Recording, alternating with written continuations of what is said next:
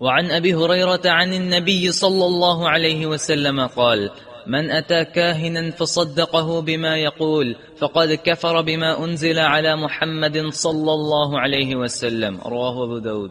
یہ شدید ترین وعید ہے. جناب ابو ہریرہ فرماتے ہیں کہ رسول اللہ صلی اللہ علیہ وسلم نے ارشاد فرمایا: من اتا کاہنا فصدقہ بما یقول، کہ جو شخص کسی کاہن کے پاس آئے، عام طور پہ یہ لوگ بازاروں میں اپنی دکانیں سجائے بیٹھے ہوتے ہیں اور لوگوں کو مستقبل کی خبریں دیتے.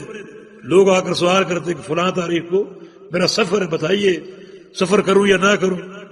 شادی کے بارے میں پوچھتے ہیں اور وہ بتاتے ہیں کہ آپ کریں یا نہ کریں، سفر پر جائیں یا نہ جائیں. یہ مستقبل کے احوال معلوم کر جو ہے وہ لوگوں کو بتاتے ہیں.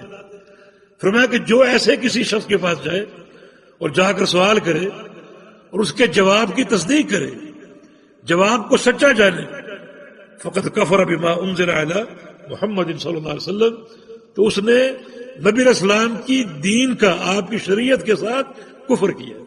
نبی علیہ السلام کے ساتھ پر جو اتارا گیا قرآن و حدیث، کتاب و سنت، اس نے اس کا انکار کیا، کفر کیا، اس کا پوری شریعت کا اس نے انکار کر دیا.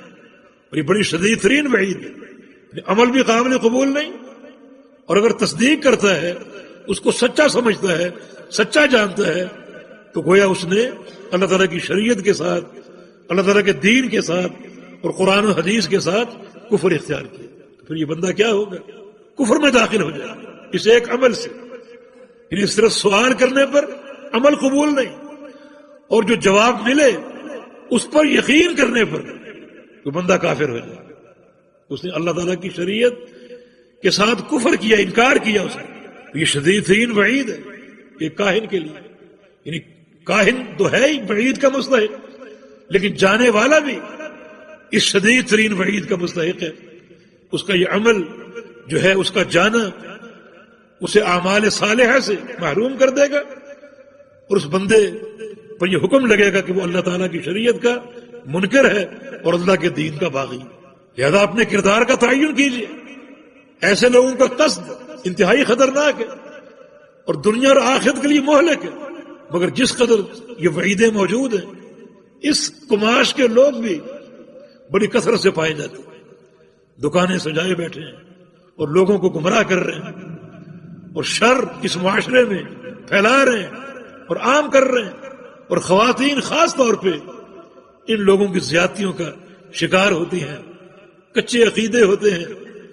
تو خاص طور پہ خواتین کی اس تعلق سے حفاظت کی جائے.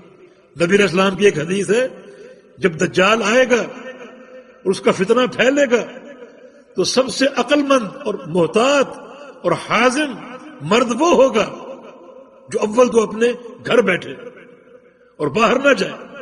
لیکن باہر اگر جانا پڑ رہا ہے کسی شدید ضرورت کے تحت، تو وہ گھر سے باہر جائے، اپنی خواتین کو باندھ کر جائے، رسی سے باندھ کر جائے، تاکہ یہ باہر نہ نکل سکے.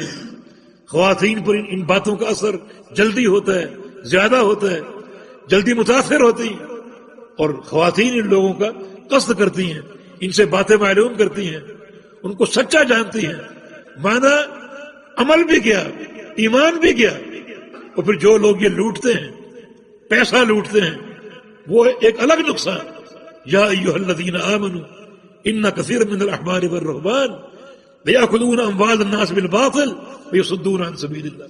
ایمان والو، تم چکنے رہو، ہوشیار رہو.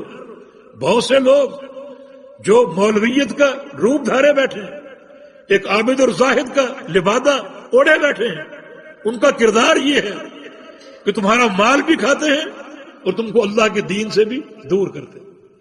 نہ دین رہا نہ دنیا رہی، لٹیرے ہیں یہ. تو پھر کیسے ہم ان کے پاس؟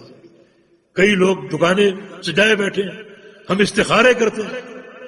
یعنی یہاں بیٹھے بیٹھے افریقہ کی خبریں بتاتے ہیں کہ آپ پر فلاں اثر ہے اور یہ آپ کا جو ہے علاج ہے، علم غیب کے دعوے. تو حقیقت یہ ہے کہ یہ لوگ دین اور دنیا دونوں کے ڈاکو. انسان کے نہ دین محفوظ رہتا ہے اور نہ اس کی دنیا محفوظ رہتی ہے.